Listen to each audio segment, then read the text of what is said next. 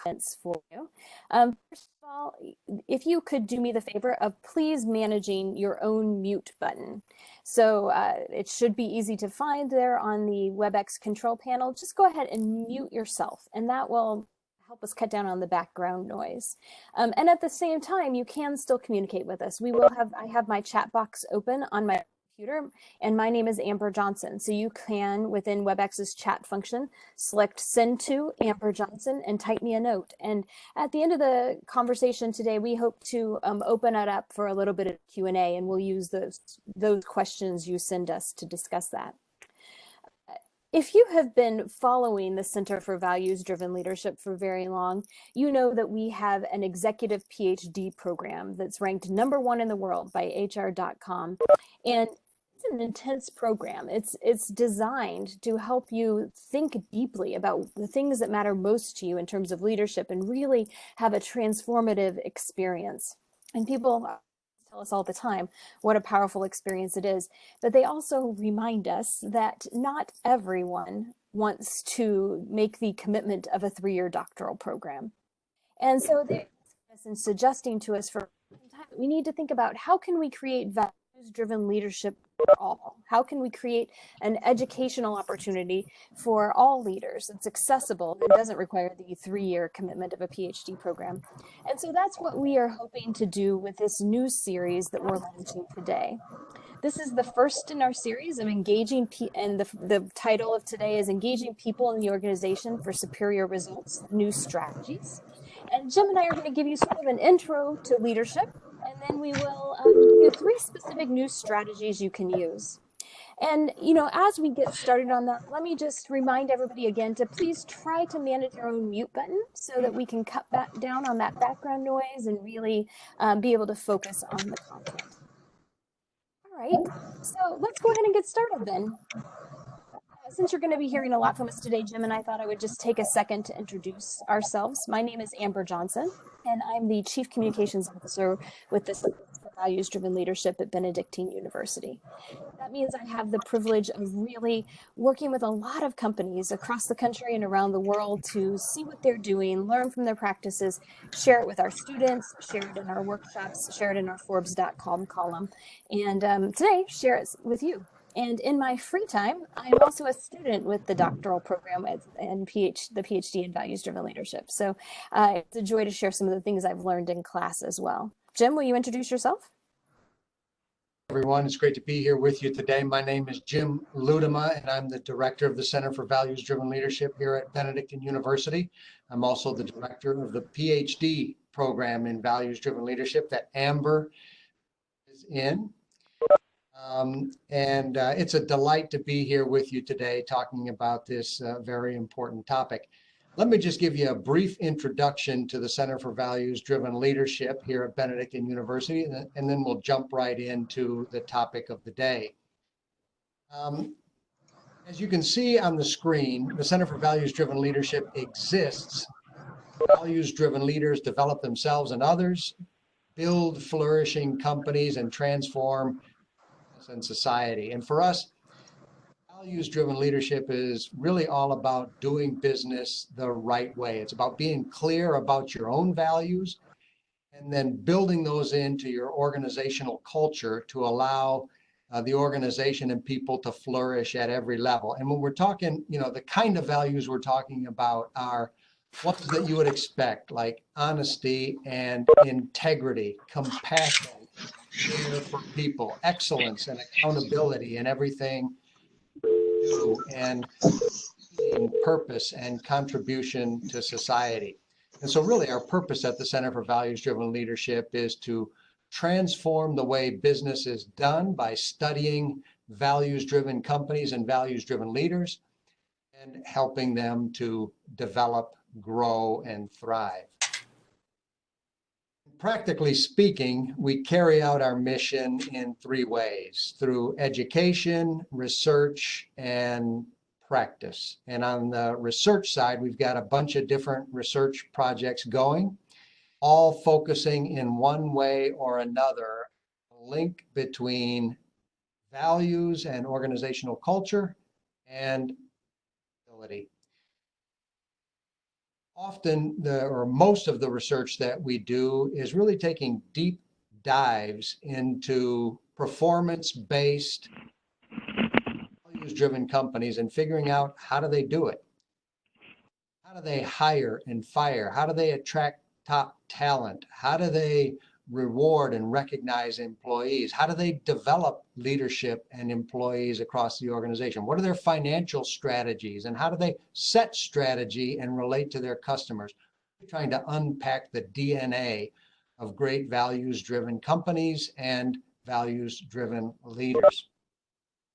And then on the education side, as Amber mentioned, we have a PhD DBA program for senior executives. It's a 3-year program, and you come out of the program with either a PhD degree or a DBA degree for senior executives. All of our students in that program, senior leaders in business and other sectors of society, and they come together once a month with visiting scholars from around the world, the very top minds, along with our faculty, drill deeply into the topics of leadership and organizational change and corporate responsibility, strengthen their own leadership skills, and then also to link that to the best, most leading edge research so that they can strengthen their capacity and then also perhaps make a transition. Some stay in industry, some move into consulting, some move into teaching, and some combination of those three. And so that's what that program is all about.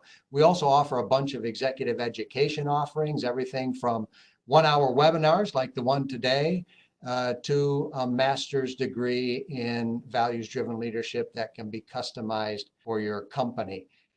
Finally, in the area of practice, we offer a range of workshops and consulting services. We have a number of public workshops around leadership development and organizational change.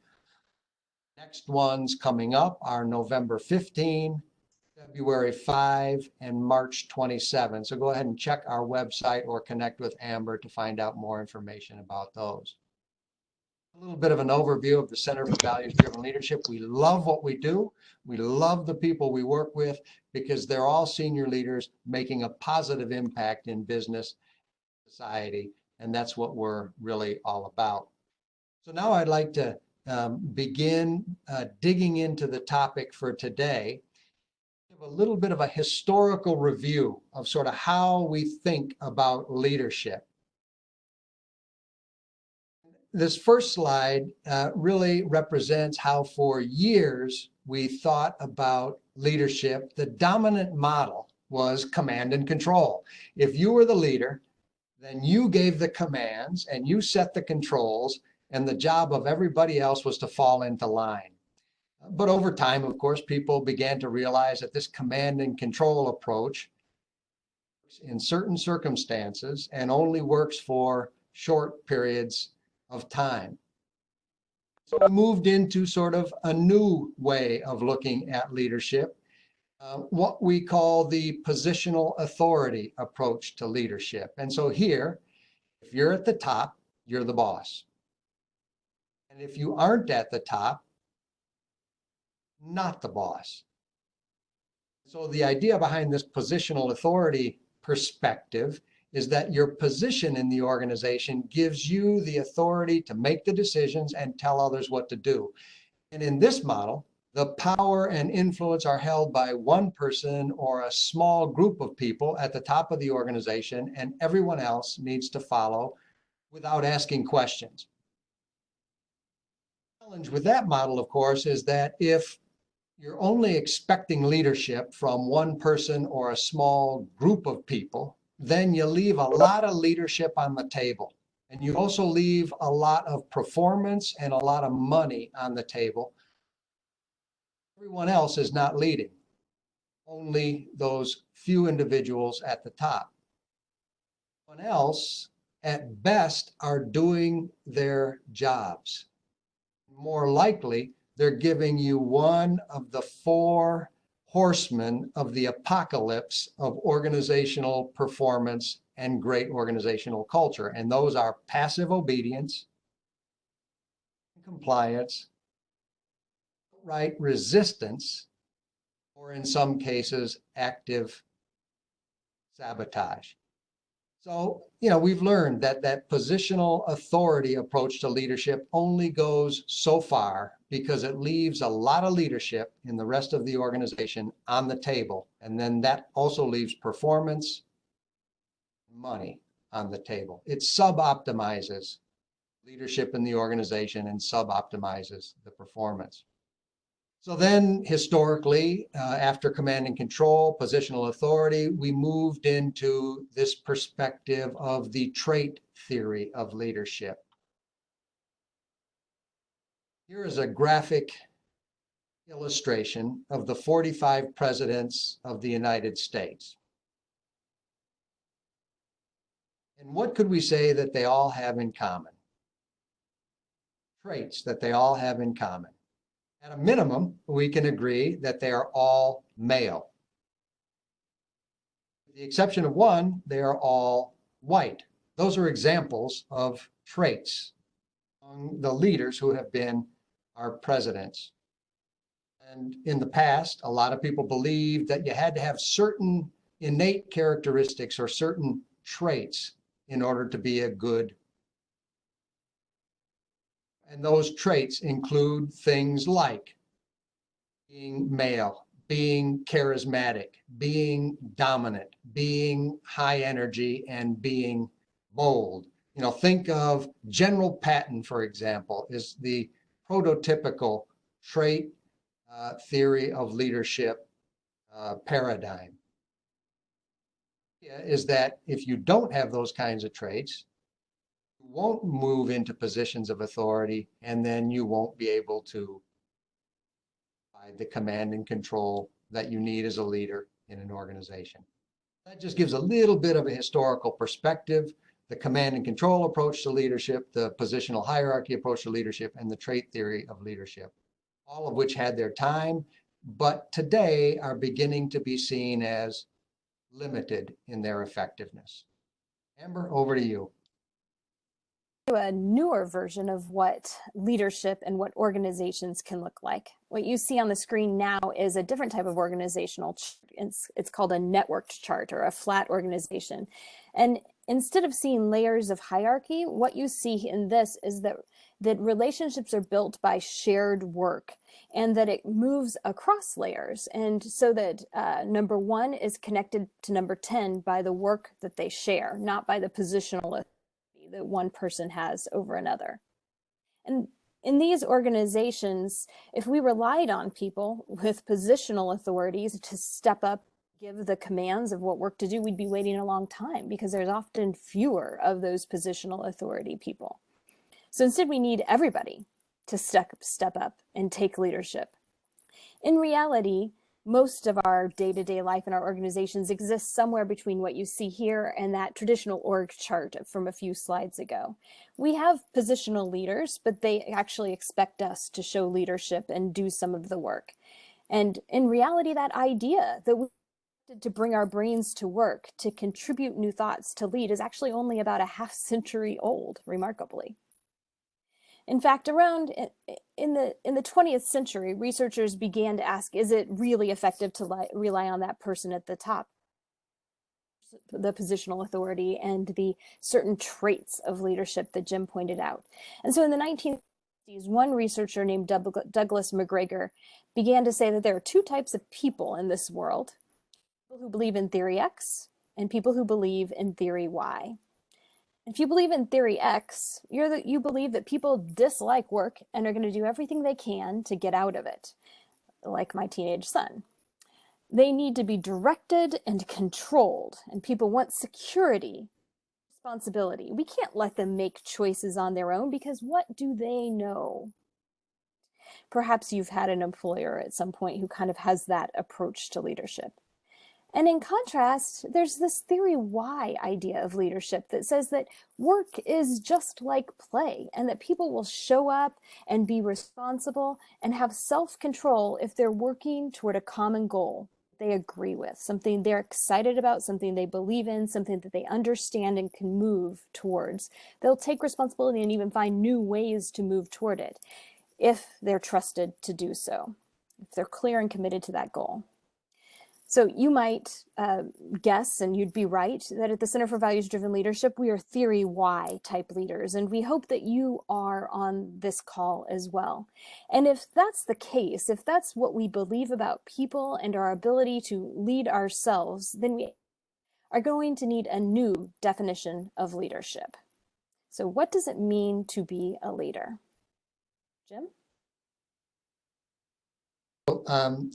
This is the definition of leadership we like to use at the Center for Values-Driven Leadership, and it comes from Peter Northouse. And some of you may know Peter. He is a great leadership guru. He has written the leading text on leadership. I think it's called Leadership Theory and Practice or something like that. A terrific book if you want to get a broad view of the field of leadership. And Peter likes to use this definition, and we do too. Leadership is a process whereby an individual influences a group of individuals to achieve a common goal. And you see there are three real key ideas there. Number one, it's a process. It's a relational process. It's one in which I have to work with, if I'm a leader, if I see myself in a position of as a leader, I have to work with people all the time to try to accomplish what I want to accomplish. And that's an ongoing process. It's a day-to-day thing, and that leadership ebbs and flows depending on that the people and the context that I'm in. Second, it's all about influence. It's all about trying to get people to come together and agree on and invest energy, time, money, resources to a shared direction or a common goal. It's a process, it's all about influence, and then it's all focused on that common goal. And obviously, when you think of leadership that way, have to be the person in positional authority. You don't have to have certain traits. You don't have to resort to command and control. You can lead no matter where you're at in the organization, no matter what your role is, because it's about influencing people to get stuff done around a common goal. And that's why we like this definition of leadership, because it includes all people in organizations.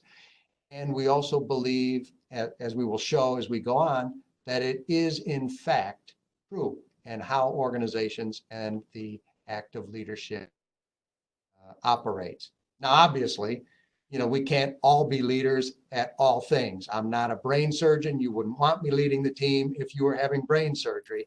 But I do have those areas where I am responsible, where I do have capacities, gifts, skills that allow us as an organization to move towards a common goal. And in those areas, I can lead. Amber, back over to you. Yeah. So when we present this definition of leadership, sometimes this even happens in our classroom with our executive students. People say back to us, don't you still have to have a hierarchical leader? Don't you still need somebody who's calling the shots and who's in charge? And so we just want to address that objection here at the start so that you can think through it as we think of it. And our answer is sure. Most of the time, most organizations still want to have somebody they call the boss. Most teams still need to have that figure around which they organize. It's possible to work without it, but it isn't really how most organizations are working these days. So sure, often we do still have that positional authority. But the difference is, and I think it's important to remember, that even when you have the boss answers to someone. The boss answers to the board, or the boss answers to the shareholders or to the stakeholders of the company. And in addition to that, the expert, the organizational chart, can sometimes have the greatest amount of influence by just using their knowledge, using their capacity, and using their voice. And so we like to say that influence flows both directions, and that's important to remember. If we had to summarize it, we would put it this way. First, we're all leaders and we're all followers. We do both of those roles, sometimes in the same breath, sometimes around the same activity. And so recognizing that is important. The boss has to follow the board has to follow the desires of the organization overall, and the expert has to lead up. So influence flows in every direction. So it can flow side to side, it can flow down, it can flow up, and that's important.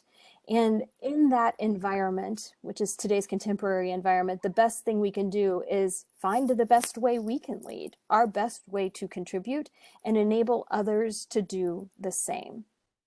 So just for fun, we're going to play a video for you. And so you're going to have to excuse me for a second while I cancel out of this screen and take you over here. And I'm sure some of you have seen this video before.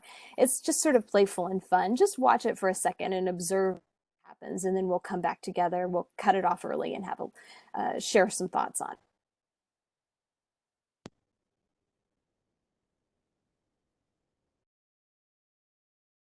Then let's watch a movement happen start to finish in under 3 minutes and dissect some lessons. First, of course, a leader needs the guts to stand alone and look ridiculous. But what he's doing is so simple, it's almost instructional. This is key. You must be easy to follow. Now here comes the first follower with a crucial role. He publicly shows everyone else how to follow. Notice how the leader embraces him as an equal. So it's not about the leader anymore. It's about them, plural. Notice how he's calling to his friends to join in. So it takes guts to be a first follower. You stand out, you brave ridicule yourself. Being a first follower is an underappreciated form of leadership. The first I'm hearing from the crowd that you guys can't see the video. We couldn't see the video. Your audio is out, Amber.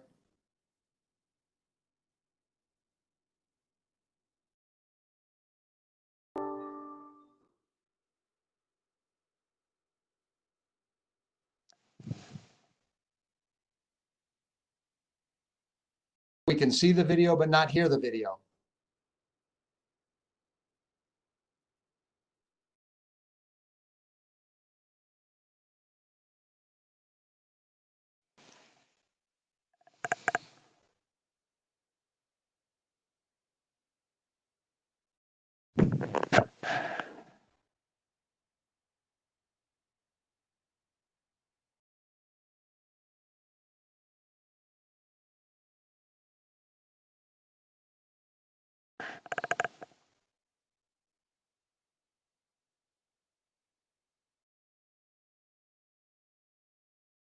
Why don't you go ahead and advance the slide past the video, because I can still not hear you. And it appears as though the video is not working.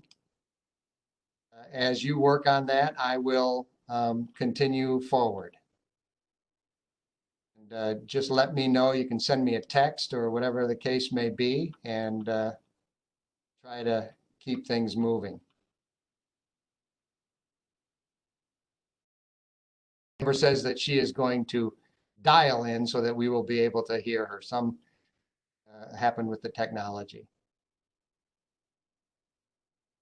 So, looking at this slide, like a boss, what is it that leaders actually do? And we got a great story of a good colleague of ours, Kathleen Yasko, former CEO of Northwestern Medicine's Marion Joy Hospital, a rehabilitation center. And when she began her first job as a hospital president, there was no onboarding process or anything like that, no training for her in terms of what her role was going to be.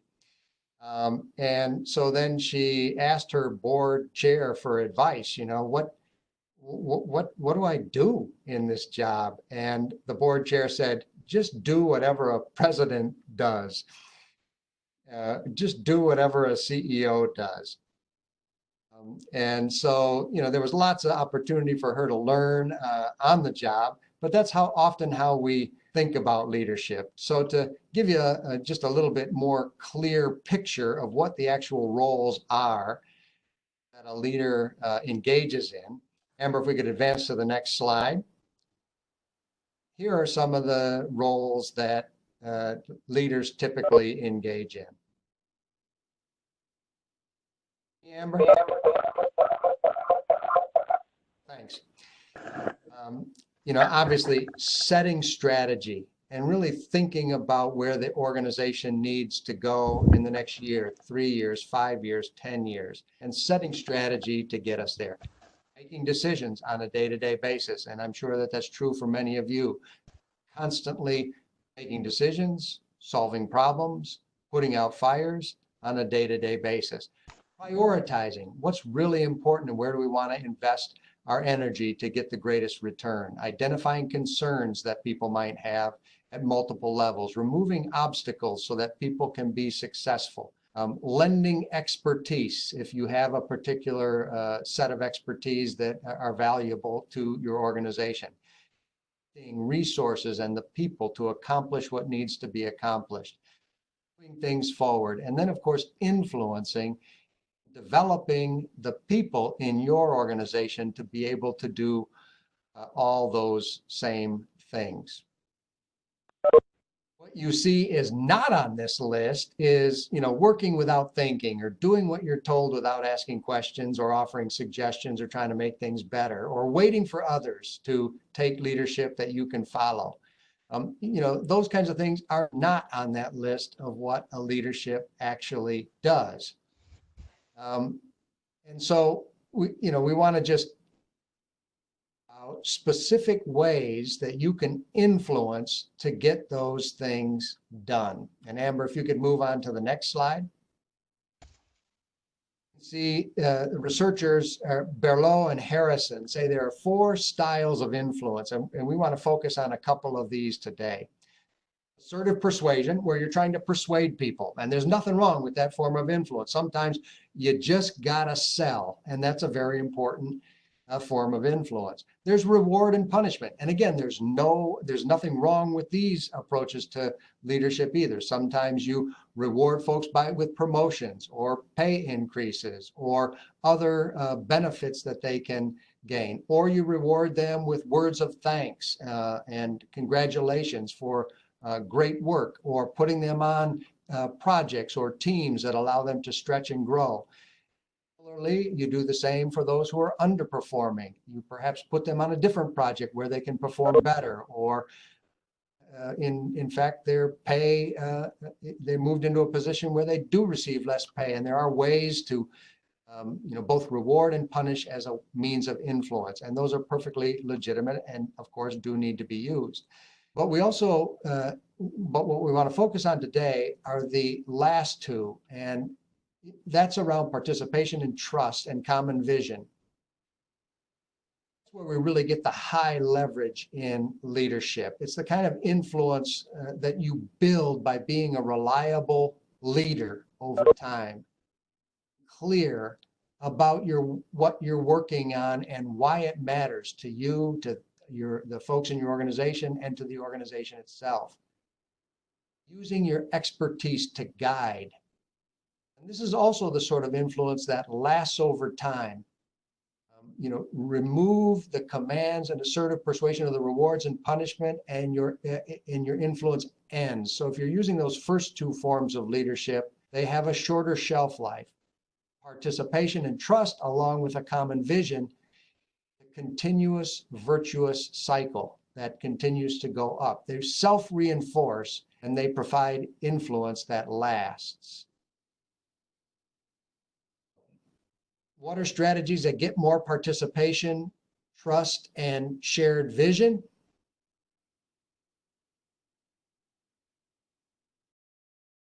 Strategies, and we want to talk about them now. Number 1, be a leader that people want to follow. Character. We'll say more about that in just a minute. Ask better questions. Assertive persuasion is one way to influence. Questions is a much more sustainable way to influence, because by asking questions, you're developing leaders. And we'll say more about that. Using strategies around shared leadership. So let's take them one at a time. Amber, back over to you. Great. Can you hear me now? Yes, I can hear you. Great. And I assume others can too. Terrific. Thanks, everybody, for your patience with those technical challenges. We want to start out by talking about being a leader people want to follow. And that is true of people, whether you can be a leader people want to follow, whether you have positional authority, or whether you're just a team member who's going to step into action when it enters an area you have some thoughts and some expertise around. So what does it mean to be a leader people want to follow? We want to illustrate it with a little exercise. So if you can, grab a piece of paper, just a little scrap of paper, something that you can write on. And I want you to look at this list of 20 characteristics that are on the screen now. These are the 20 admired characteristics in leaders. And wherever you are, just pause for a second and read the list. And once you've read it through once, pick out the five characteristics that you personally most look for and admire in a leader. And write those 5 down on a scrap of paper. If you're feeling bold, you can chat it to the group here using the chat function on WebEx. But again, your goal is to read the list and then pick out the 5 that you most admire and look for in a leader. And so that you can do this thoughtfully, we're going to pause and give you about a minute to do that. So take your time and write that list down, and I'll bring us back together in just about a minute.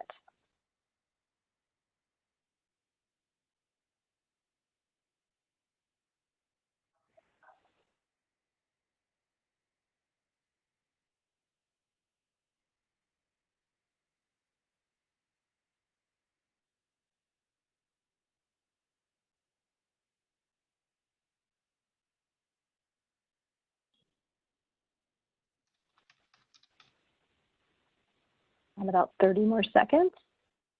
Make sure you're writing down your 5.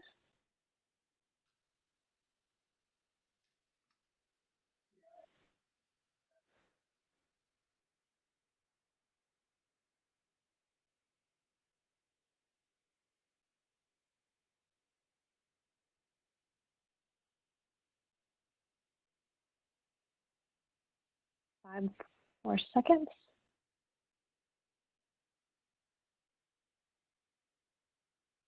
Great. Thank you. Everybody have their 5.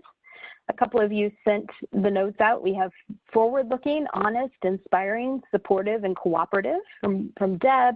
We have competent, dependable, inspiring, straightforward, and caring from Laura Lynn.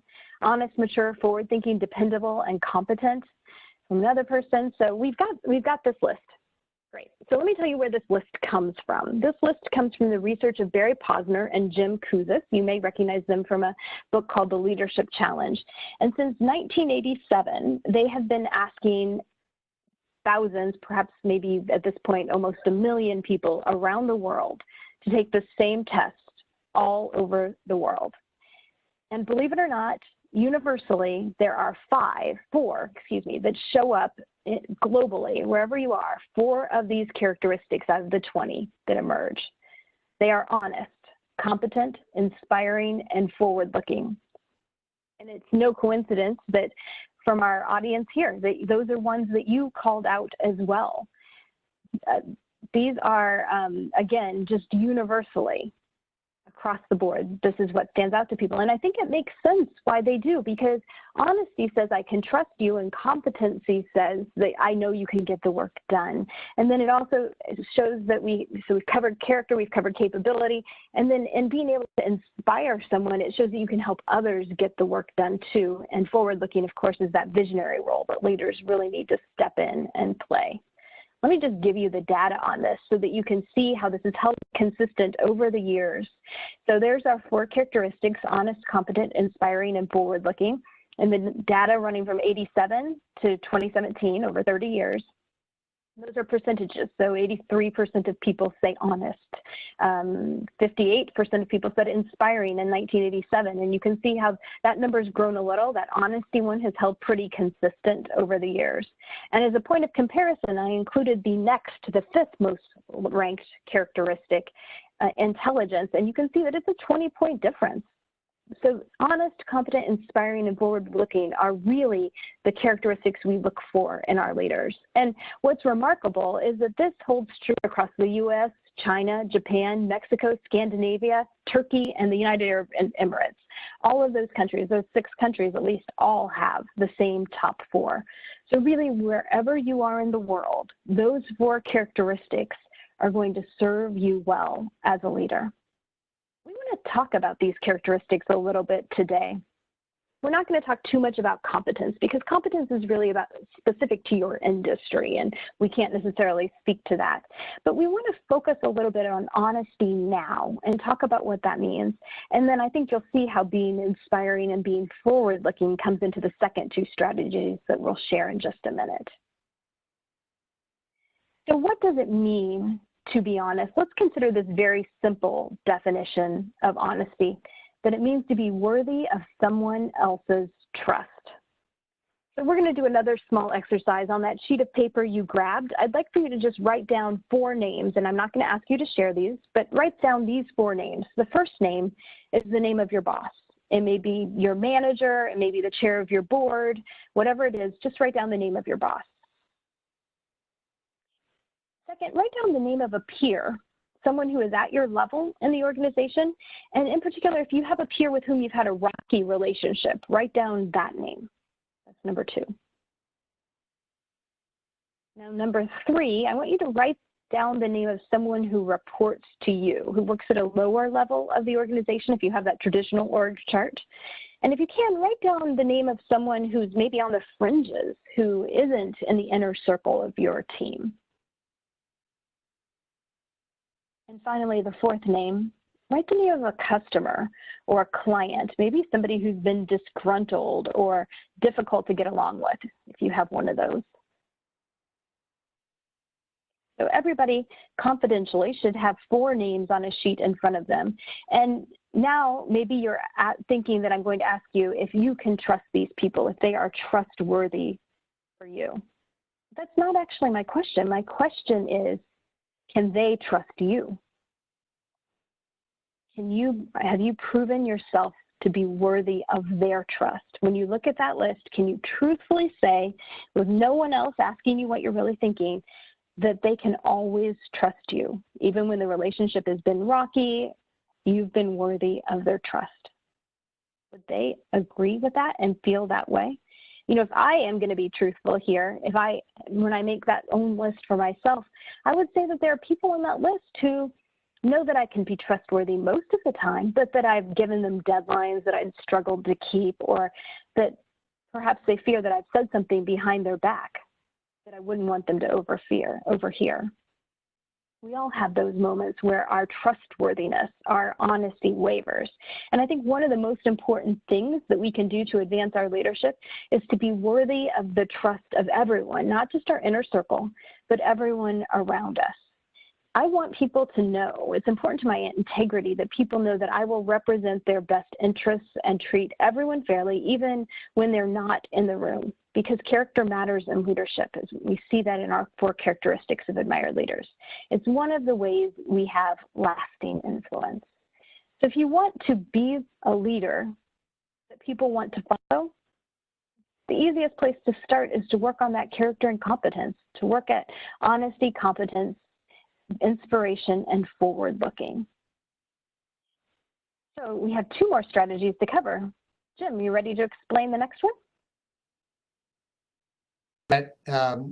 Amber, and you know, one of the best strategies is great questions. I mentioned earlier how it is actually a leadership development activity, because when you tell people the answer, they don't have to think for themselves or explore, try to discover the answer for themselves. But when you ask good questions and send them down a road to figure things out for themselves, they are developing leadership as they go. The founder of the hotel chain famously said that the most important 7 words in business are, "I don't know, what do you think?" And I love that, because leaders need to ask that question, "What do you think?" more, even when they know themselves, because by asking it, they help to support the emergence of leadership from others. Beyond just asking, "What do you think?" we've got 3 other questions that we think are essential for developing great leaders and for exhibiting great leadership yourself. Here they are. This like when we are at our best, and that can be anything. And we are in the process of product innovation. We're at our best around product innovation. What does that look like? Second question is, what do you want most for the future? And again, think about it in terms of product innovation. When we understand what we're doing when we're at our best, now let's look to the future and say, how can we do even better? What is it that we really want around our product innovation processes, methodologies? And then what will it take to get us there? Three very simple questions that can be asked in any context.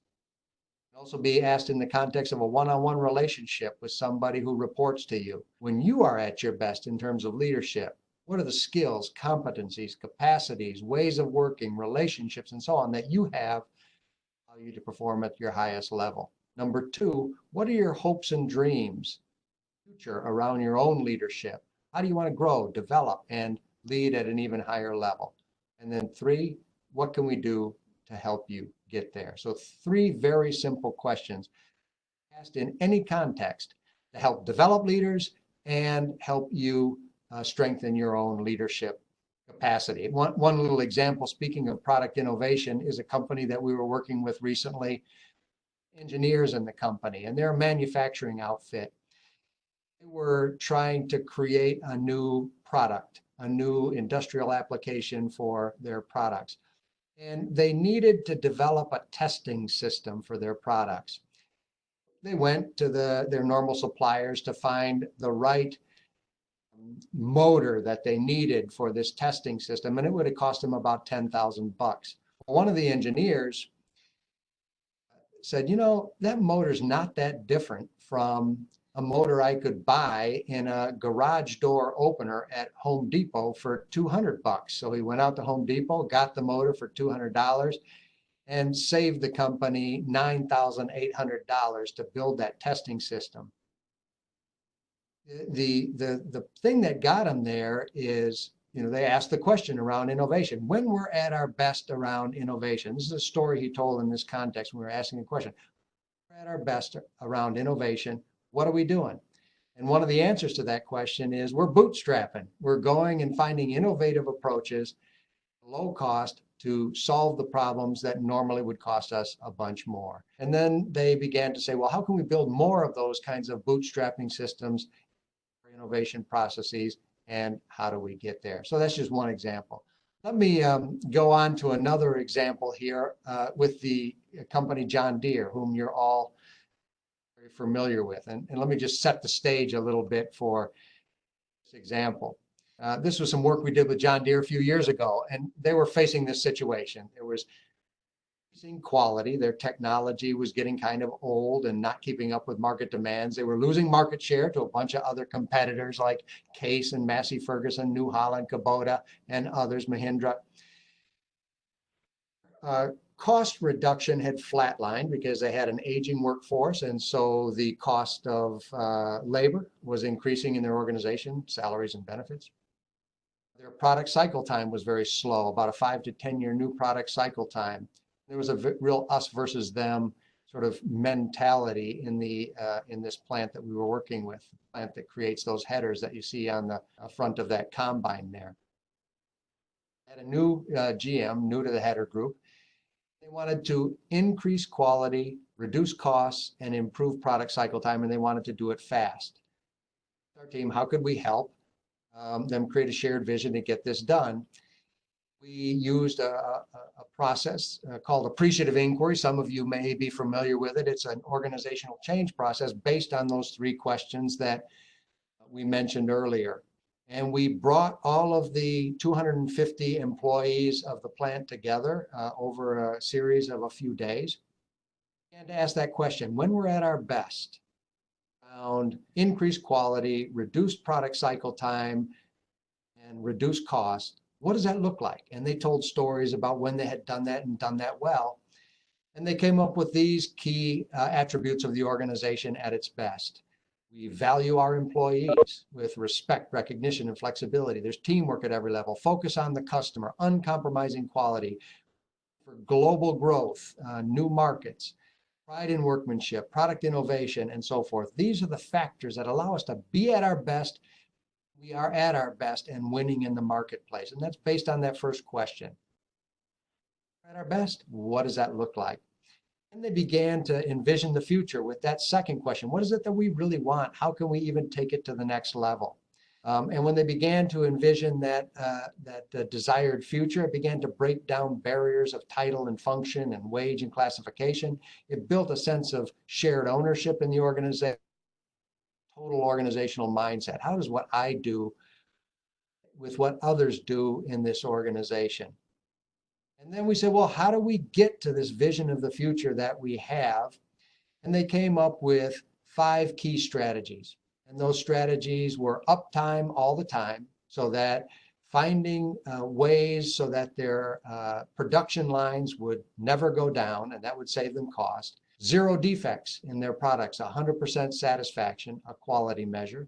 2 years, no excuses for new product cycle time, production introductions into the marketplace, and building a new product, a 60-foot header.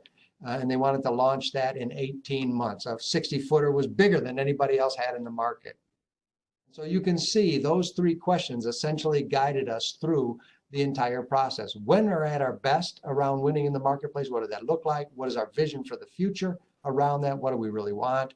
And then third, how do we get there? And here are the strategies they came up with. And as you can see, the results of that were that they improved the relationship between labor and management, percent reduction in costs over an 18-month period of time, significant improvement in quality scores, new product cycle time down, and on-time launch of the 60-foot header, which gave them a whole ton of new market share and revenue. Just another example, as I mentioned, those questions can be used on one-on-one relationships, team level, and even on large-scale organizational change initiatives. The John Deere example. So now I want to go back to the 3 strategies for lasting influence. Be a leader that people want to follow by being trustworthy through honesty and integrity. Ask better questions to develop leaders and get stuff done in a positive and lasting way. 3 is to share leadership. And Amber, let me turn that back over to you to dig into that a little bit. Sure. You know, whenever I think about sharing leadership, I think about its antithesis, which is that game I used to play with my cousins when I was a kid, King of the Hill. And if you've played that game, you know the objective is to get to the top of the hill and keep everybody else from doing the same thing. You just want to stake your ground and put your elbows out and hold your position. And that kind of leadership works well if all you really want to do is be at the top of your organization. But if you actually want an environment and an organization that succeeds in the marketplace, it takes something else in terms of leadership. And over the last decade, more and more research and more practitioner examples are emerging of what we call shared leadership.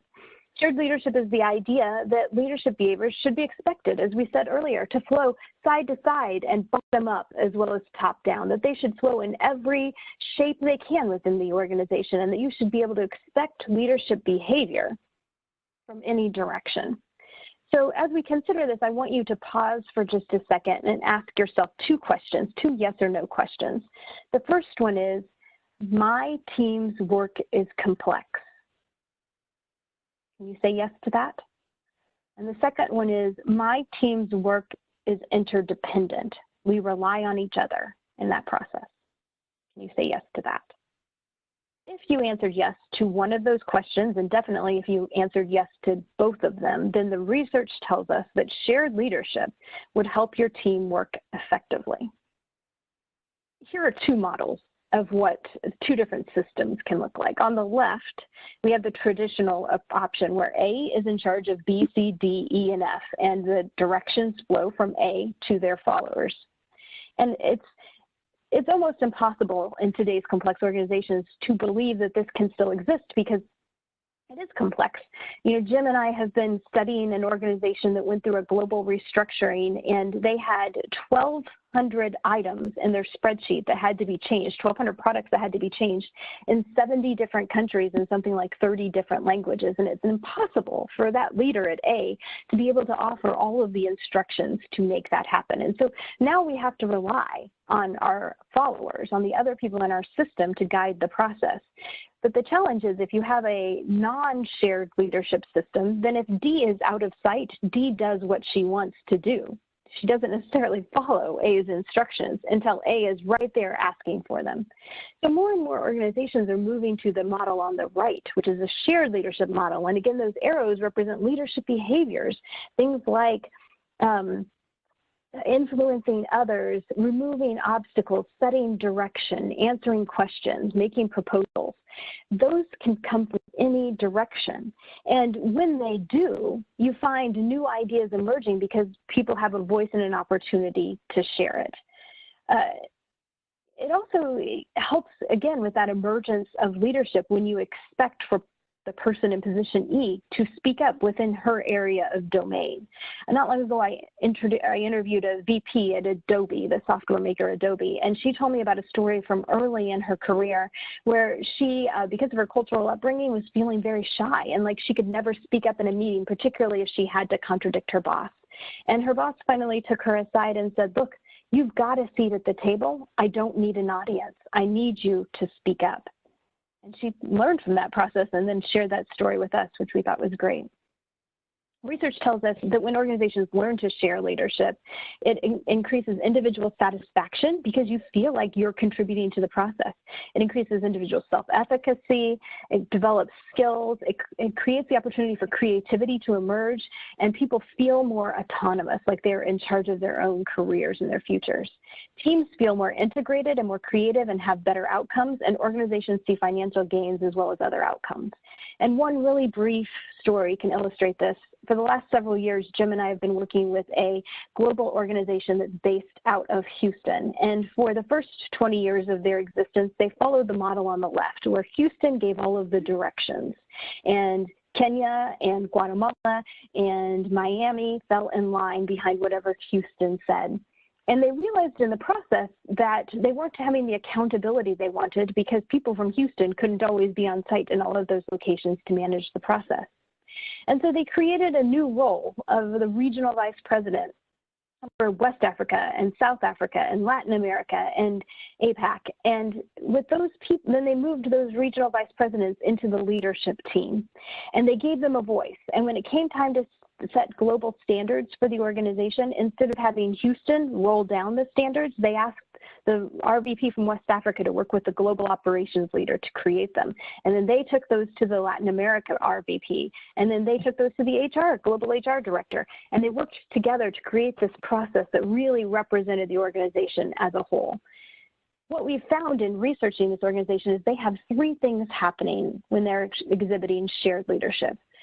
First, there are representatives on whatever the decision-making body is that represent different perspectives, different cultures, different functional areas, different regional areas. And they bring both the professionalism and the cultural and relationship understanding for their area. Second, the organization itself has a participatory mindset. It welcomes ideas from anywhere. It celebrates the emergence of ideas, and everybody is aligned around that clear vision, that common goal that Jim said was part of the definition of leadership. And third, when those two things are in place, that representative leadership and that participatory mindset, then they do what we call micro-implementation. And F takes the idea that's important to the organization and implements it in his territory and works it out through his people. And E does the same thing with her people, and it trickles down. And it works much more efficiently and with much more accountability because the people have been engaged and shared in the decision-making process. One last quick example of it. This is from my favorite research article ever by Kathleen Eisenhart. And she was looking at collaborations between 10 well-established tech companies. Tech companies, you've probably got their products in your pocket right now. And they were partnering with other companies trying to create new ideas, new collaborations. And they found that when company A and when company B were working together and they shared leadership, they rotated who was in charge of meetings or different phases.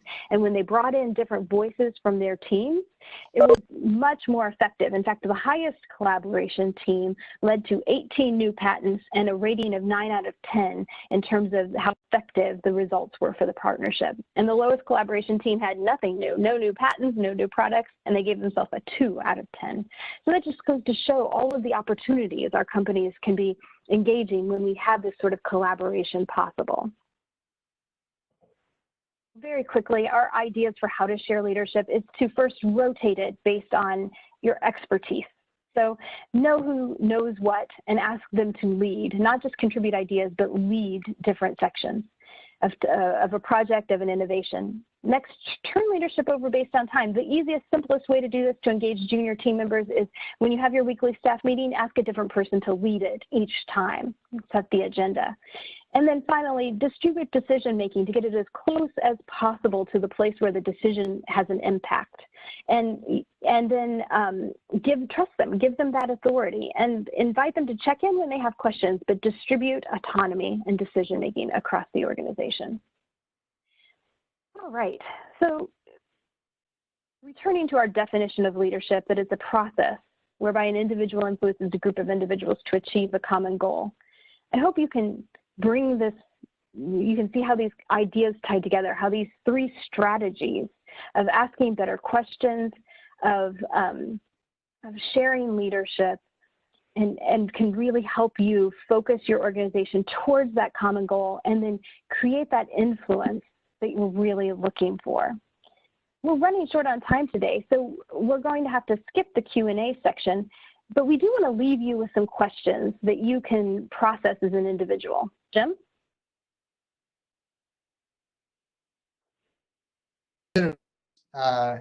Over the next couple of days and weeks, by yourself or with your team. How would your teammates define leadership? What ways do you fit their definition of a great leader? Not fit that definition, and what do you want to do about it? What kind of influence strategies do you use most often at work, and how do they work? Who do you admire most? And are you embodying the characteristics that that person exhibits? Think of a challenge at work and adapt the 3 questions. When we're at our best around this, what are we doing? What are our hopes and dreams, wants for the future? And how do we get there? Ask a colleague those questions around that issue. You share your leadership on your team. In what ways could you share leadership in new ways? To you, Amber? Yeah. So again, you can screenshot those questions. I'll pause just a second to give you a chance. And we encourage you to just journal and think about those. And again, we apologize, we ran out of time for Q&A, but if you do have questions, we invite you to send us a message either through the chat function or through email, and we can try to address that in a future session or even one-on-one. But in closing, we want to invite you to keep connecting with us. Our next session in this series will be on December 12th, and we'll look at the purpose and strategy connection, how the organization's purpose, which really is at the highest level, that common goal that's part of leadership, how that can then drive your strategy and align all of your systems and resources around it so that your organization is both grounded in what is most important to you and agile and able to move and make strategic changes when necessary. And that's what we'll be looking at on December 12th. We'll send that link around to make sure you can join us on that date, block the time. And with that, we thank you all for being here today. Any closing words, Jim? Thank you all very much. It was great to be here with you today, and we look forward to next time. Have a great rest of your day. Bye, everyone.